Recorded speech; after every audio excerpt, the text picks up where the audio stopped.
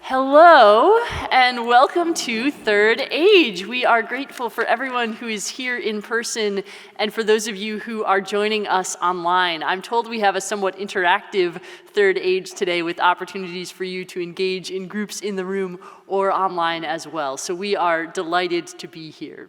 As a reminder, the vision of the Third Age ministry is to become a more interconnected, intergenerational, and involved Westminster.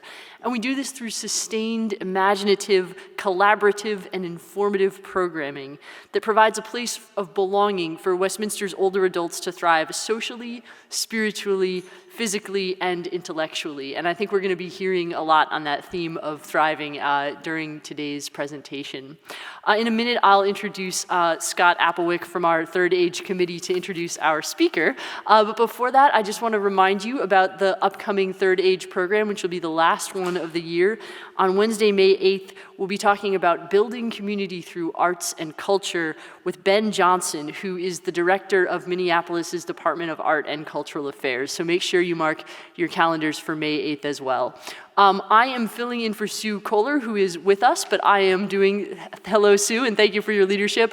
I'm doing her role of just introducing things and getting us started, and I guess I'm also doing my role of opening us with prayer, after which I will introduce Scott to introduce Wendy Brown-Báez, our speaker. So let us pray. Gracious and loving God, we thank you for the gift of your word to us and for the gift of language through which we articulate that which we feel and express that which we are.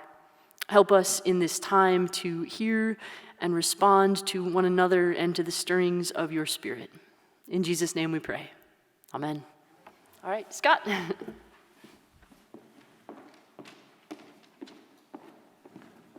Well, good morning. My name is Scott Applewick, and I'm a member of the Third Age Forum Committee. And in many ways, our presenter today needs no introduction. So Wendy Brown-Báez is Westminster's Artist in Residence this year.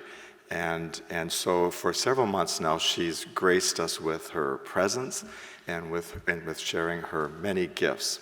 But for those of you who are unfamiliar with Wendy, she is the creator of Writing Circles for Healing.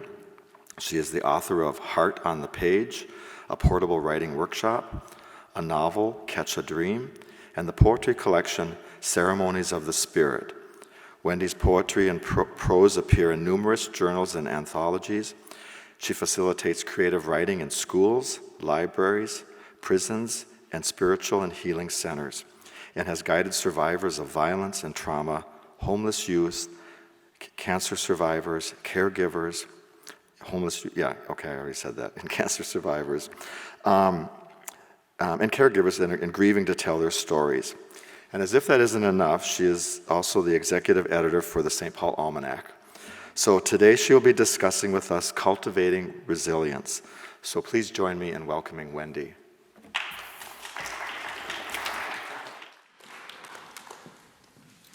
Thanks for having me. First of all, I just want to say that being the artist in residence has been fantastic. It has really been stimulating and it's been fruitful. I see some people here that have attended some of my writing workshops. Hosting the open mic series has been a blast and a dream come true. We've had intergenerational, multicultural audience, poets, and people coming just to listen. And I've also created a new body of work. So I want to thank all of you as members of Westminster for creating the Worship and the Arts Ministry, because it has been really a wonderful experience. Today we're going to talk about resilience. The definition of resilience is to bounce back or recuperate after a trauma, a crisis, or a life-altering challenge.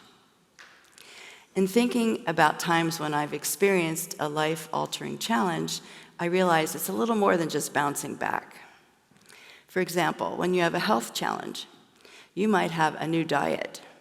You might have a new exercise regime. Your body can't do all the things it used to do. I have hip replacements, so there are some things I can't do anymore. I'm more careful when it's icy and snowy outside. I'm more careful about going outside. Also might involve more visits to the doctor and occupational therapist. And also, it means that we're paying more attention to our bodies. And we're realizing our bodies need care and love. Whereas when we're younger, sometimes we just kind of take things for granted. If you think about a loss of someone that you care about, a lot of things are happening. There are a lot of changes. For example, you might feel more contemplative, or the opposite. You might feel that you want to go out and be with people.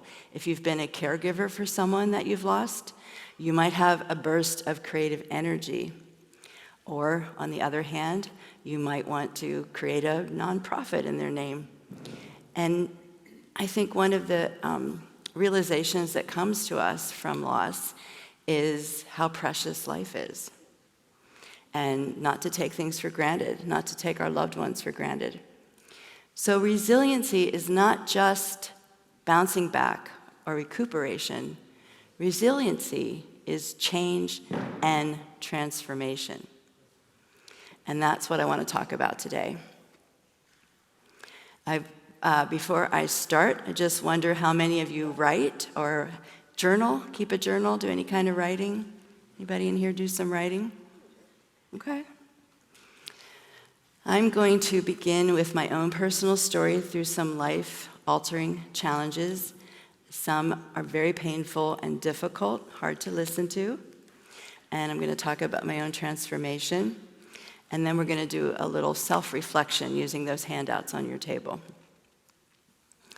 My story starts in the year 2000 in Santa Fe, New Mexico, where I lived with the love of my life, Michael Whaler.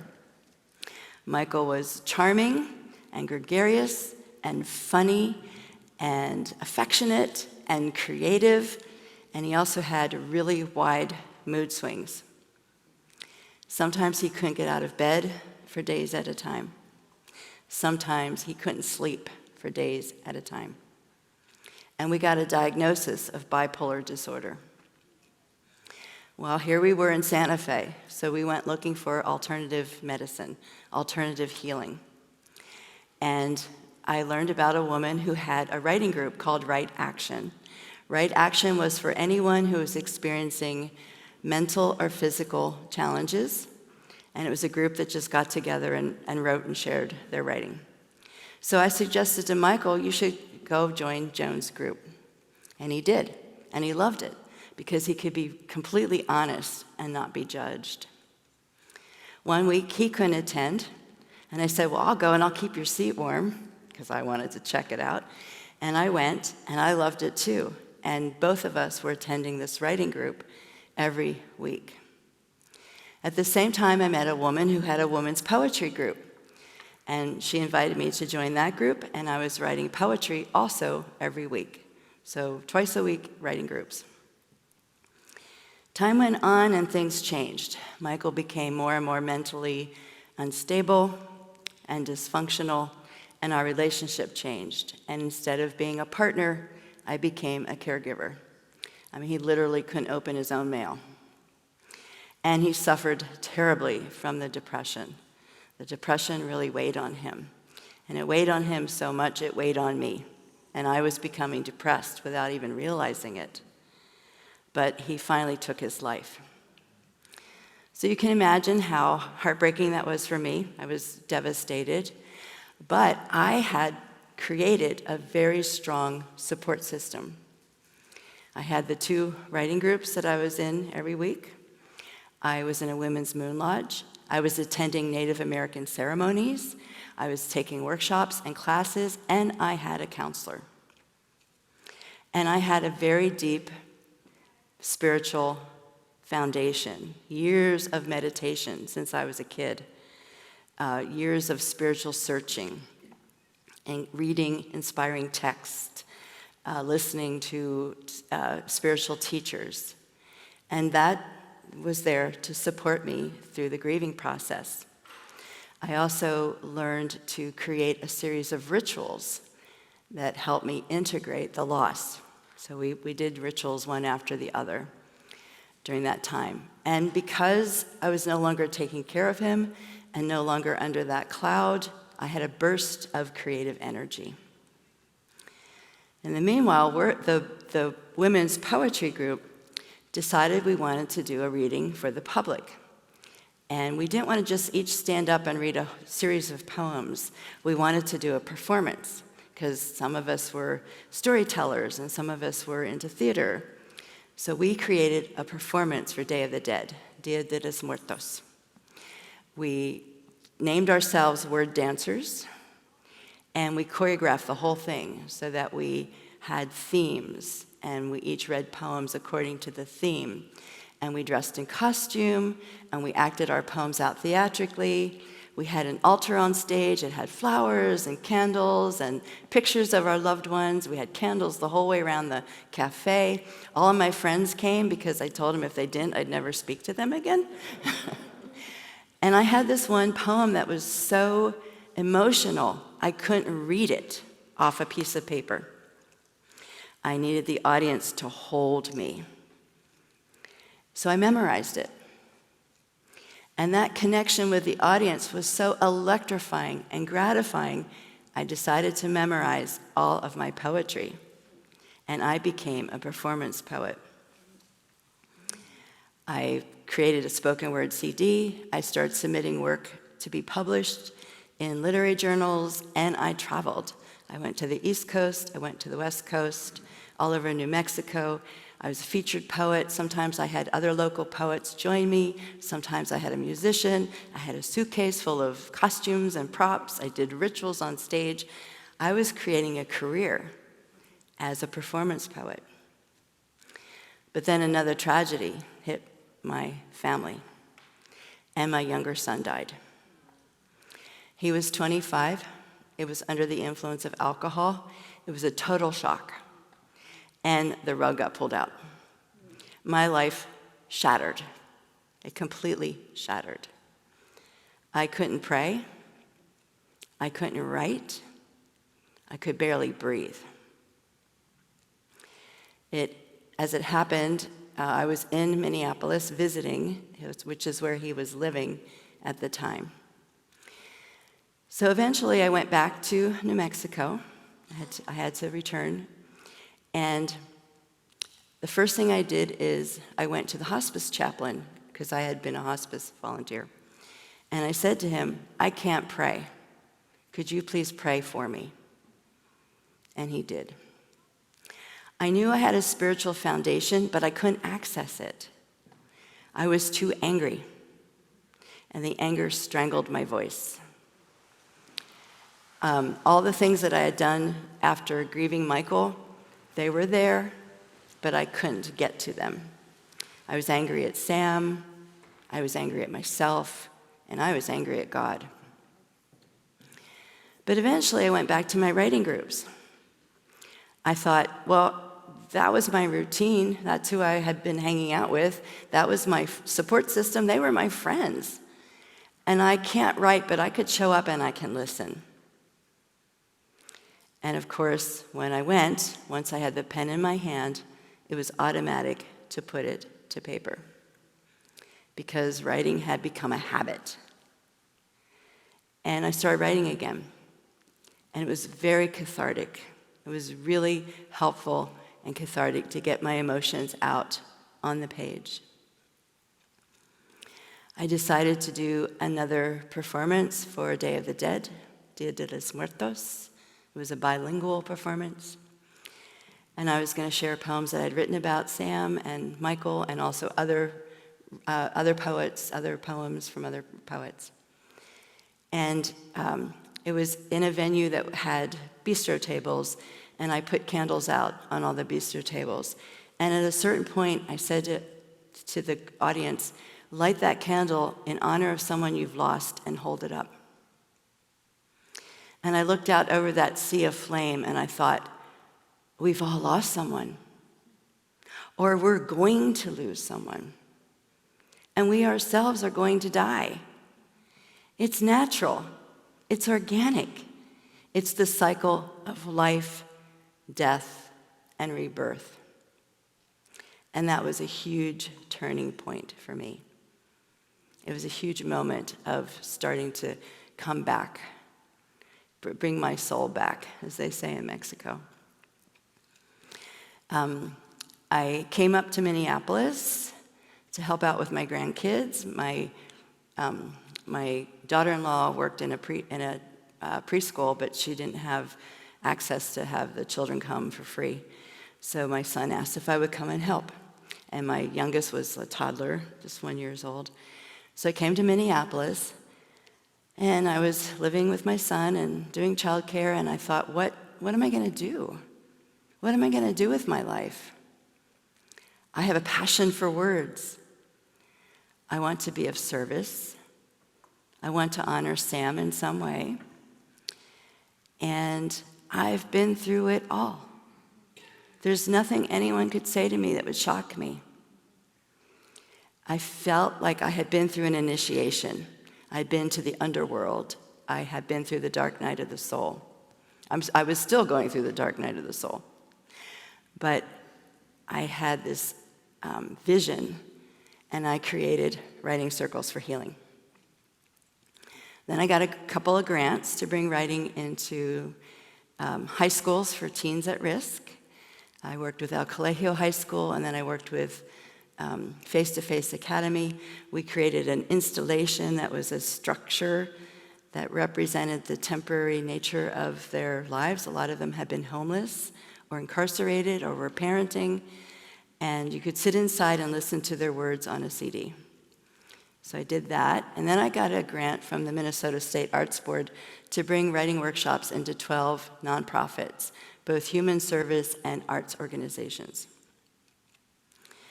My process that I learned from Joan, the original Write Action workshop in Santa Fe, was to share a poem and then suggest a prompt and then do what we call spontaneous free writing. The poetry is a way to open the door to the subconscious. It helps us get in touch with emotions. There's imagery, there's rhythm of language. We don't talk about the poems or discuss them. It's just a way to get that momentum started. And the prompt is also to tap into our subconscious. So we put pen to the paper, keep it moving, usually 7 or 8 minutes. And I also write with the group, and I share my writing. I do this very deliberately. On the one hand, it's a circle. I'm part of the circle. I'm the facilitator, but I'm part of the circle. And that creates intimacy. And also creates a little sense of safety, where people feel willing to share some things that are really hard to share. So I was writing with these different groups. I was working with the Bridge for Youth, homeless youth. I connected up with Minnesota Prison Writing Workshops, so I was writing in the prisons. Women at the shelter for victims of domestic violence, people who are cancer survivors, many different kinds of groups. And I was writing with them and sharing my writing. And a lot of it I had been doing by intuition, but I started to study writing for healing. And this is what I found out. It's not enough to just write or tell your story. You can tell your story over and over and over and re-trigger the trauma every time. Dr. James Pennebaker actually did studies about writing for healing, and what he found out is that the healing happens when you stand in the present moment and look back on the past and try to understand what it meant. What did it mean? How does it make you who you are? What have you learned that you can take forward into the future? That's where real healing happens. And also sharing increases the benefits of writing. So people recuperate faster from surgery, it lowers your blood pressure, it boosts your immune system, especially if you share the writing. So I trained myself to take that shift.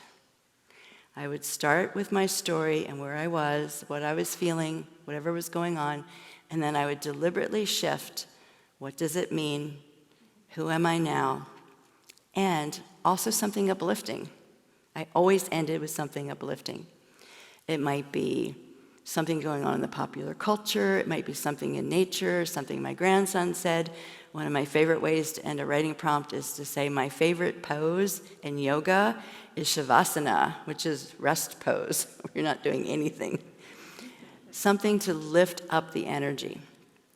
Partly, I was modeling that for myself. I was using this technique to heal my own grief. And also I was modeling it for the people participating in the workshop. And then an extraordinary thing happened. I was with Abbott Northwestern Hospital's heart support group. And sometimes I just throw out prompts, like I just think of something and I throw it out. I've been told the door to my right brain is wide open. So my prompt was grace or luck. And I started writing about Michael. Remember back to Michael with the diagnosis of bipolar. Michael had so much luck. Michael literally walked away from a motorcycle accident that would have killed an ordinary person. He got pulled over driving 120 miles an hour out in the desert and didn't get a ticket. We would go to a hotel without reservations and get the best room. And I started writing. I was complaining. I was like, all my luck is gone. After Michael died, now everything has been hard. It's been a struggle. It's been so much work. I had to leave behind my support system in Santa Fe and recreate myself here all over again where it's cold. I mean, I was going down that path. And then a shift happened.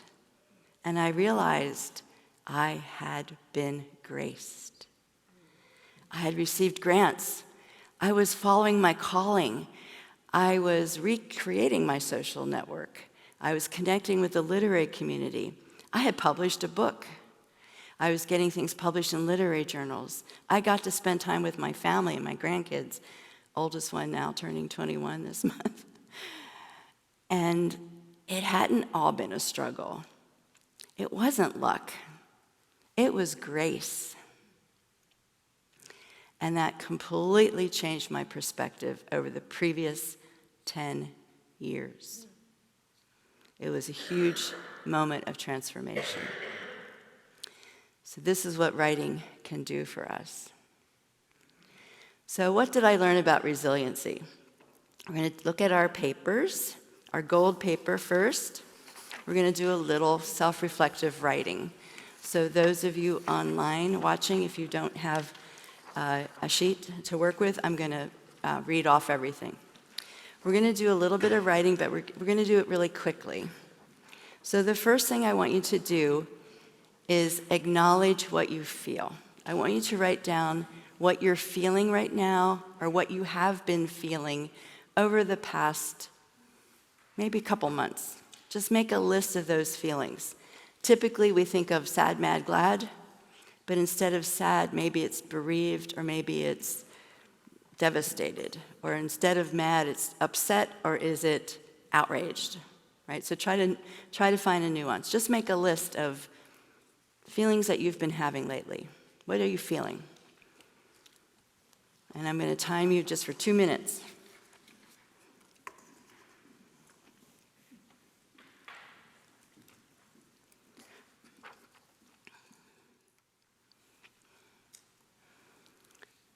Finishing up.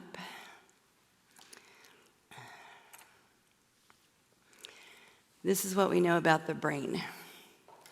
When your nervous system is activated or triggered, the part of your brain that lights up is called the amygdala. It's in the center of your brain. Our brains get activated all day long. Let's say you hear a loud sound. Your amygdala lights up. Fight or flight instincts go into reaction. Is that noise meaning that my life is in danger? And then instantly it moves to the prefrontal cortex. And the prefrontal cortex is where we decide how to react or how to respond. So you hear a loud sound, brain lights up, fight or flight, am I in danger? Oh no, somebody just dropped something down the hall. I'm not in danger.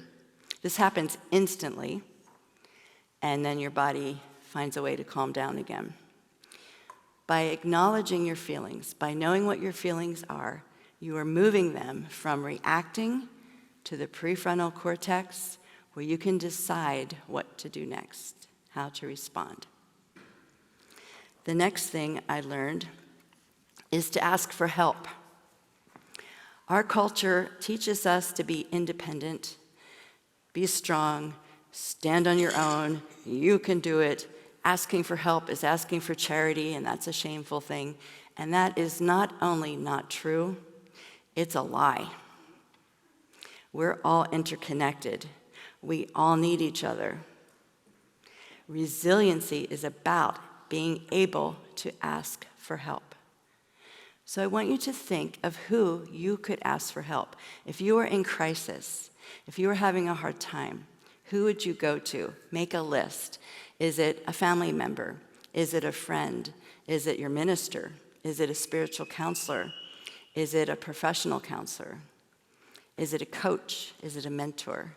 So just make a list, 4 or 5 people that you could ask for help. I had people that took me to the grocery store. I had a friend who took me camping so I could be out in nature. I had people that brought me to their home for a meal, right? Who would help you if you were in crisis? Just make a list of 4 or 5 people. Who would that be? Who would you go to?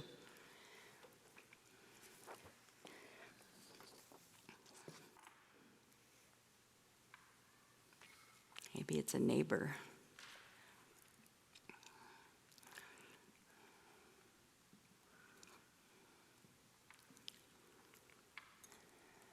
Maybe it's a guardian angel. Who would help you?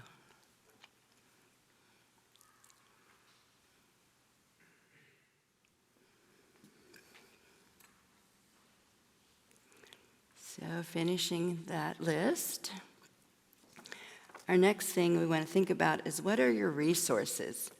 What works well? What is going well? What do you have?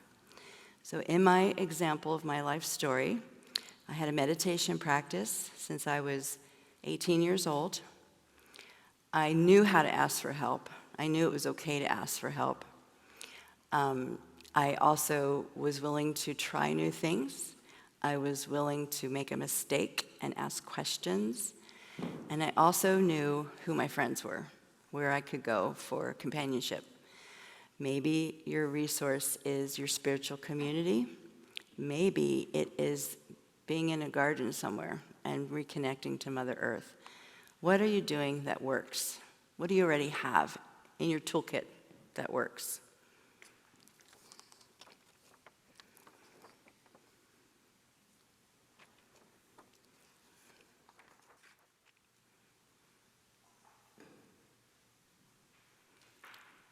Finishing up your last couple of thoughts.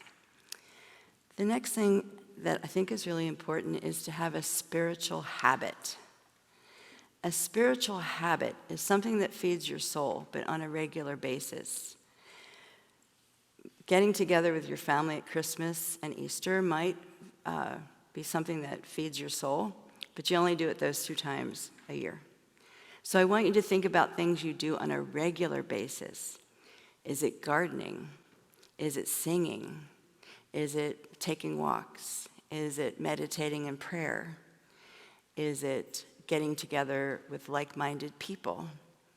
Is it coming to church on Sunday? What do you do on a regular basis that feeds your soul? Is it the stuff you read? Is it knitting? What do you do that uplifts your spirit? Maybe it's reading poetry. Maybe it's reading my poetry.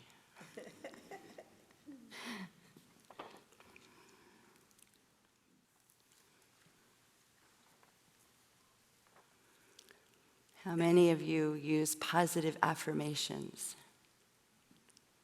Right? That's a spiritual practice. That's a spiritual habit. Or how many of you do mindful walking or mindful movement, yoga or tai chi or dancing, right? When you have a spiritual habit that you do on a regular basis, when you're in crisis, like in my example of my story, I could not write at first. But eventually, I went back to it because I had made it a habit. I had made it part of my life. So we're going to talk about ways to raise your vibration in a minute, and that's very similar. Things that you do to nourish your soul. You want to do them on a regular enough basis, they become part of you. So when you're going through crisis, you automatically go to those practices. I will say that the very first thing I did after I heard about Sam, the phone call about Sam, I gathered a group of friends together and I collected white candles. And we stood in a circle and held those white candles together. We lit them from each other's candles. And I created an altar in my son's house because those were all part of my spiritual habits and practices. So just think about what you can do to strengthen. Those are your resources that you can come back to when you need them. And then listen to your inner guidance. Do you have a way to listen to your inner guidance? Is there something that you do? Is it sitting in meditation? Is it taking a walk in nature? Just write one or two things that you do to listen to your inner guidance.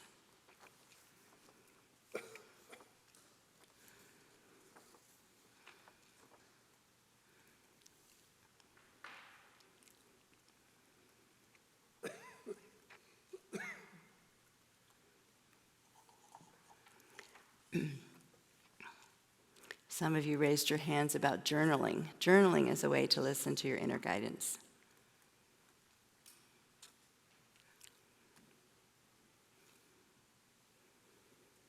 Sometimes it's a conversation with a trusted friend or a counselor, right? Where they echo back to you, what do you think? What do you feel? What's going on with you? It's a way to find your inner guidance. And then I also want to talk about accept what you cannot change.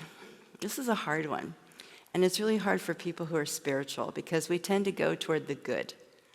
Like, things happen for a reason, right? That's what we tell ourselves.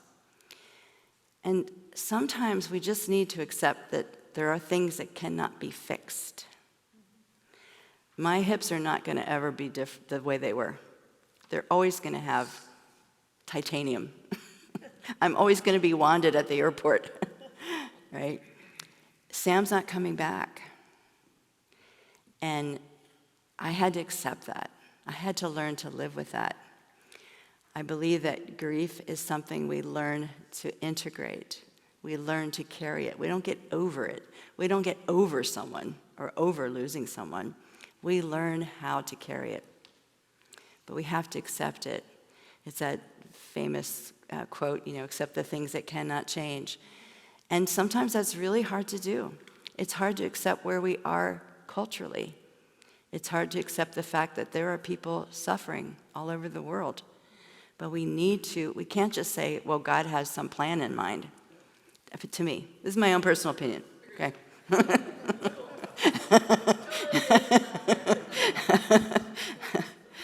I believe that it's up to us to lend our hands.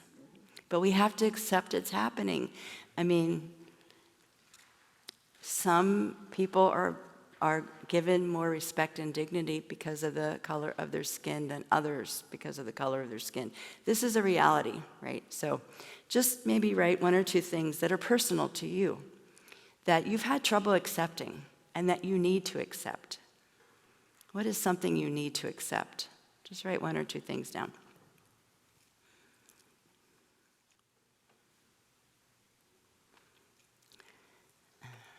I have one of my most often participant in the writing workshop, is in this room today. She always says to be continued. Like we start writing something and there's not enough time, you can always continue some of these things that we're thinking about and reflecting about. But I want to move to do what you love. Make a list of the things you love to do. Anything.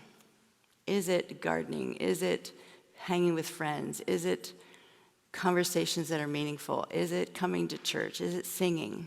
What do you love to do? Is it going to the museum? Just make a list of things that you love to do. These are the things that fill you up. These are the positive memories that you carry with you. Something uplifting, nourishing, awakening, something that makes you feel more alive. Just make a list of those things. And I'm going to give you a little more time this time.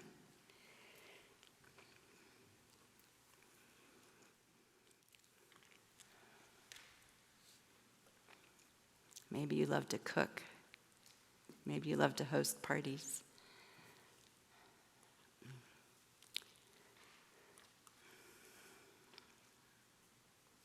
Maybe you like to travel, like to be in different cultures.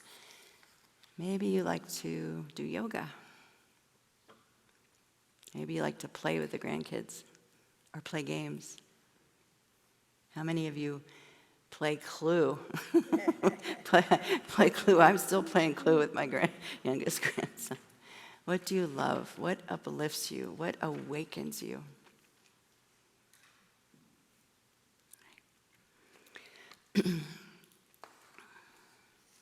And then the next category we have is, where can I find hidden resources? So by hidden resources, I mean, where can you go to find support?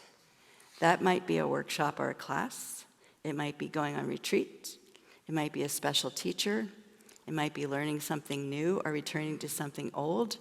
It might be a connection that you have, a sense of community. Where do you find spiritual solace?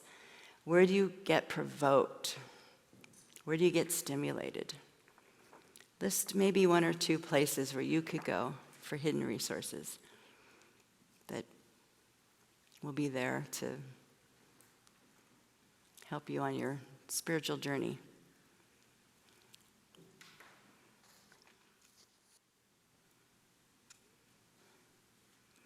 I've been attending the Wednesday evening service because that's a hidden resource for me. I always feel better. And there's a couple times where I was like, oh, get out of the house. But I know it's going to uplift my spirit. Okay. So we're going to move to our blue sheet now. And this is what we're going to do. I'm going to read through these 50 ways to raise our vibration. And I want you to check off if it's something that you already do. Put a check next to it. If it's something you want to do more of, circle it. So those online, if you don't have a sheet of paper, you're going to have to write down the things that you want to do more of. Just write them in your notebook. Okay, I'm going to read through them. Normally I would have us stand up and sit down and move around, but we're just going to use our sheets. So check mark, you do it already. I'm going to read them. So meditate. If you meditate, check it. If you want to do more meditation, circle it. Okay. Pray. Say yes to something that feels right. Say no to something that feels wrong. Be in nature. Have truly quiet, alone time in nature. Hold a baby. Listen to music. Cuddle. Shavasana, corpse pose, that's a total resting pose. Chanting or other group singing. Yoga, Tai Chi, Qigong. Dancing. Energy healing, Reiki, healing touch, quantum touch, acupuncture. making art, writing, playing with a small child, learning about the chakras, studying spiritual texts, spending time with a community of spiritual learners, practice gratitude with intention, list your blessings, making choices aligned with values, holding a special rock or crystal, working with intentions such as health, happiness, compassion, or purpose, listening to our intuitive voice, gardening, enjoying art like a museum or theater, sensual pleasure, sex, choosing not to be intimidated about money, water, still or moving, giving attention, mindfulness, scanning our body from our feet to our head and sending energy through, imagining light coming into your body, conversations with friends, walking slow and steady, feeling heard, taking a nap, lying in the hot sun, inspirational video or book,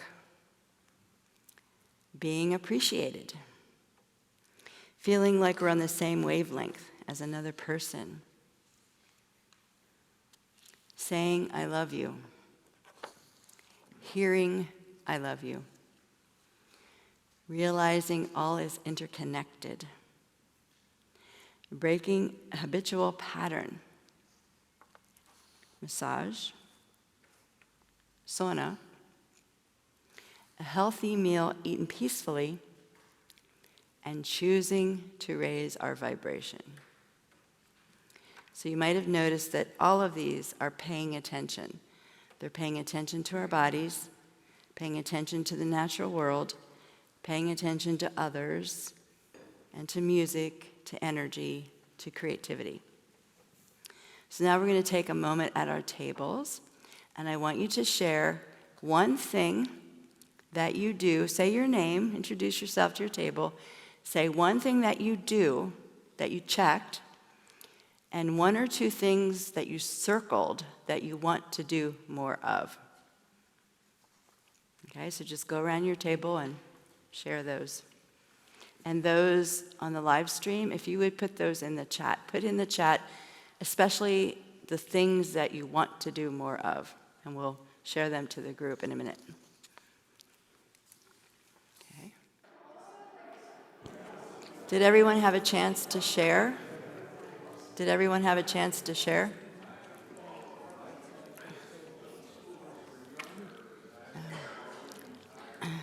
I want to add listening to the church bells to this list. Yeah, so you got some things from the chat? Yeah, yes. Okay. All right. Okay. So let's see if Okay. you can relate to any of these.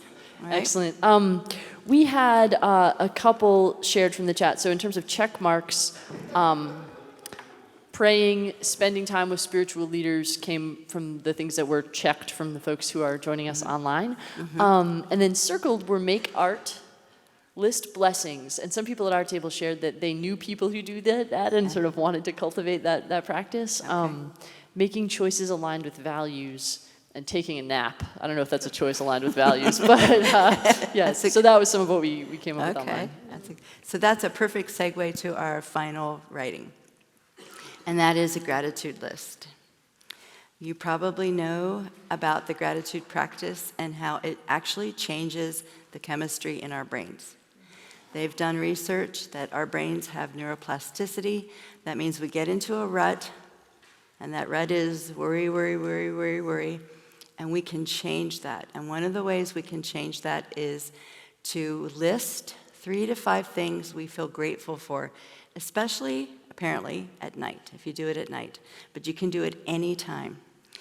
And when I was in the very midst of my dark night of the soul, I decided to do a gratitude list every day. I used a date book. So those little books with the space for your appointments.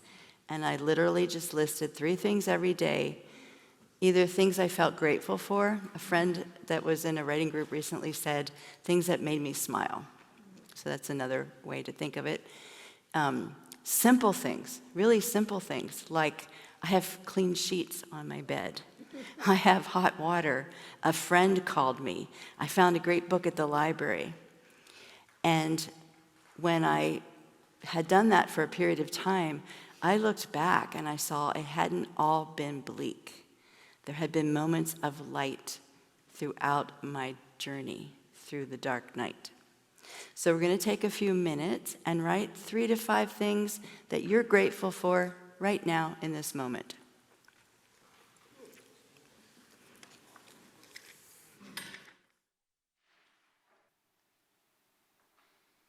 All right.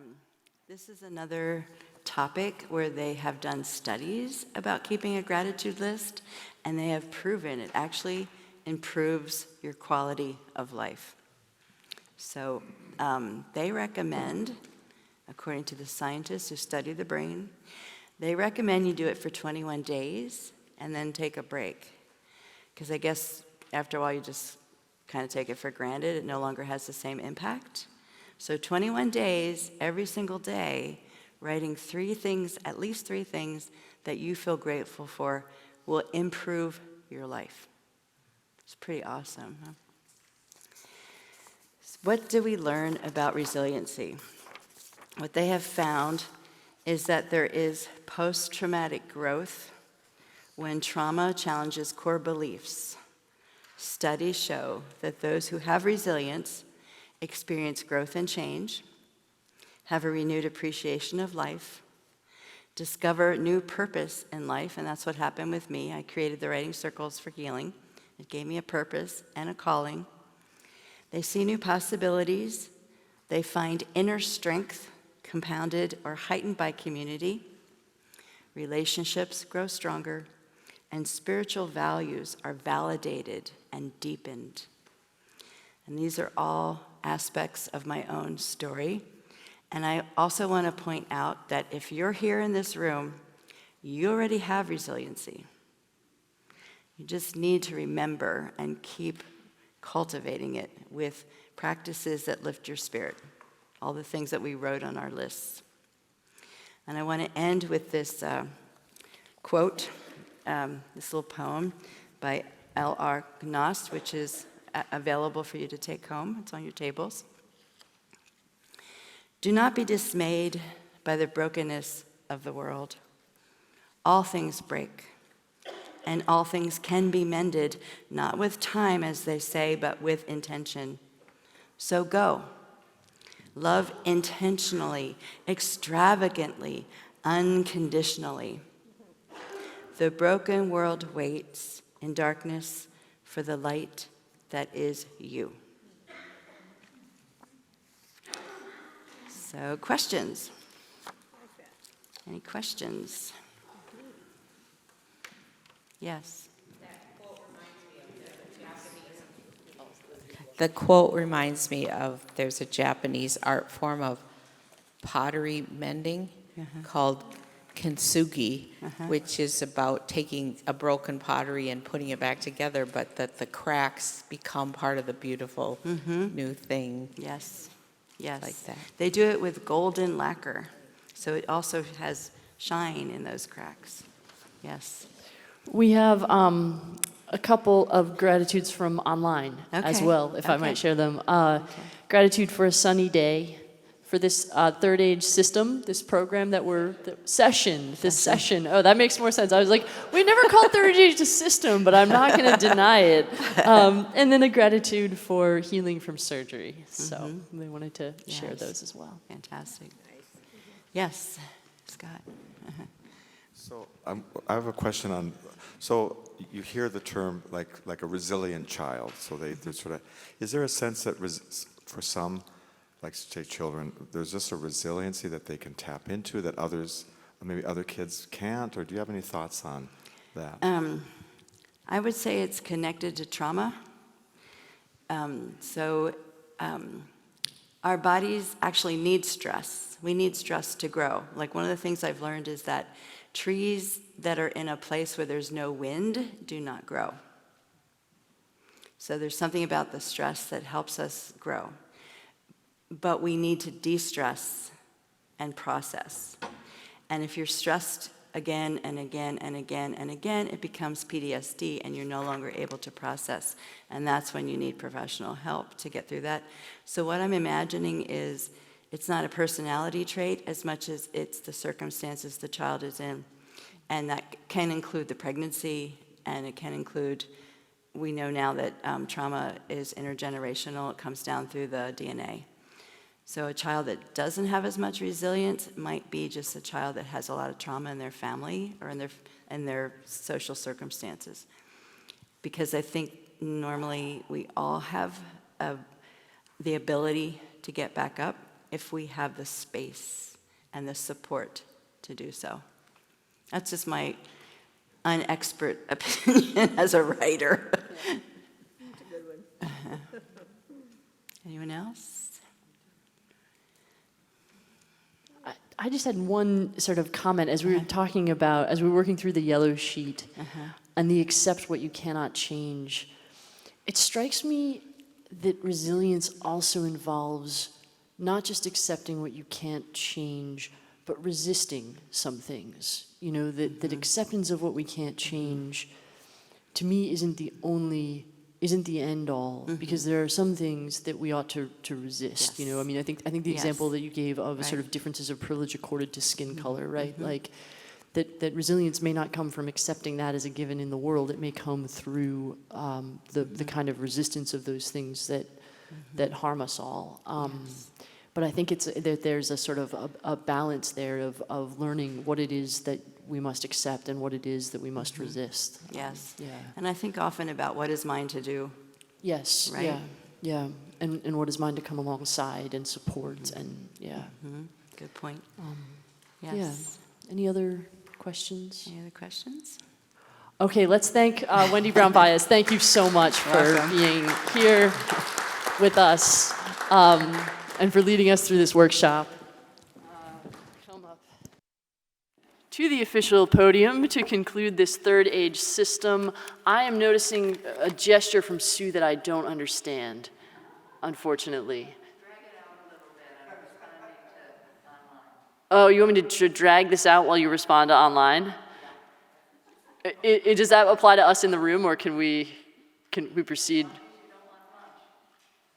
I think we do want lunch. I'm very confused.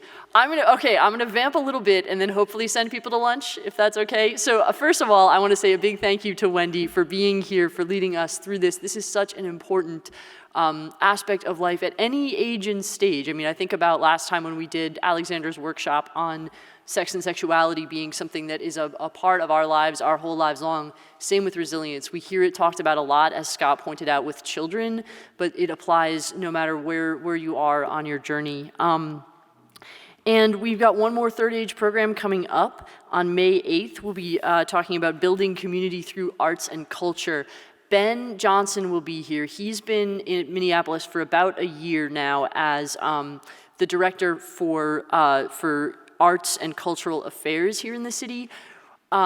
He came at Bonnie Carlson's suggestion, and Bonnie and I sat down with him this fall for a little conversation in the Westminster courtyard. He's making the rounds of the churches and the cultural institutions, especially in this downtown neighborhood, really asking a lot of good questions about opportunities for arts and engagement and collaboration. I think this will be of real interest for us as members of Westminster, for anybody who lives locally in the neighborhood. This will be especially interesting. He's a really dynamic guy. He had similar positions in Detroit, and if you've been to Detroit, you've noticed a real transformation in that city over the past 10 years or so. He has also worked in Los Angeles, but he's from Minnesota originally, so this is sort of a homecoming. And I think you'll enjoy the conversation. And we've asked Dr. Amanda Weber to lead that conversation. It'll be a different format than we're used to. It'll be two people kind of going back and forth with an opportunity for engagement from the participants. I think it's going to be really relevant. I think there'll be interesting ideas that come out about things that we can do here at Westminster and ways that the city can really continue to support the arts and culture. Sue, I would like to get people to lunch now. Is that acceptable to you? It's not. Just a little bit more vamping. Okay. We'll be off for summer, yes. And after that, we're off for summer. The Third Age Committee is having a retreat on June. Well, we'll talk about when we're having our retreat. But the Third Age Committee will be having a retreat in late May, early June. And that's when the committee really is responsible for generating ideas for what shows up in this program. What we go for is a mix of some of these third age programs are eminently practical, right? If we remember the one with the FBI agent about how to protect your cybersecurity. Some of them are pure fun. If we think about music of the 50s, 60s, and 70s with Andrea Leap, that was just pure enjoyment. Some of them are about a sort of bridge of our mental and our physical and our emotional health, our creative energies like today. So we're really looking for a range. So if you have ideas, if there's topics that you're really interested in, if there are speakers that you think are dynamic and engaging that you'd like us to bring here, find a member of the Third Age Committee. Actually, if you're on the Third Age Committee, could you raise your hand? Okay, we see Third Age Committee members over here and in the back.